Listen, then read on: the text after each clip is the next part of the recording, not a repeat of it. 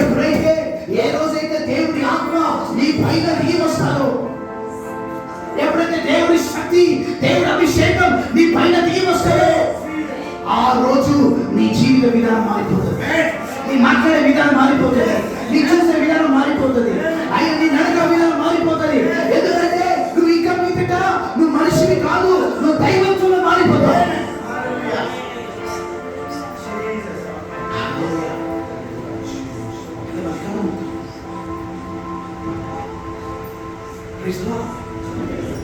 సంఘం ఈ రోజు సంఘం శక్తి లేగిన ఎందుకు తెలుసునా?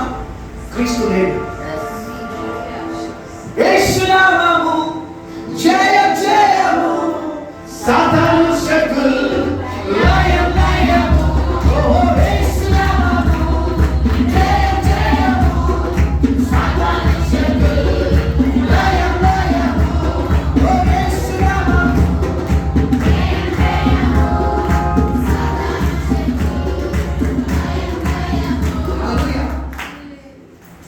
కానీ ఈ లోపల క్రీస్తు ఎప్పుడైతే వస్తాడో, ఆ క్రీస్తు యేసు నామానికి శక్తిని ఇస్తాడు. అప్పుడు ఆ యేసు నామం ఉచ్చరించినప్పుడే అద్భుతం జరుగుతుంది.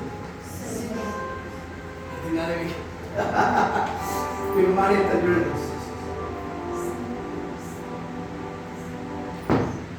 ఇది కీబోర్డ్, ఇది నువ్వు. సౌండ్ వస్తుందా? హల్లెలూయా. ఇది నువ్వే. Praise the Lord. ఇది అభిషేకుడు. ఆమేన్. ఇది క్రీస్తు.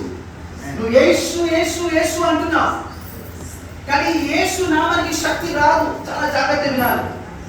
కొన్ని మర్మాలు మీకు చెప్తాను, అంటే మీకు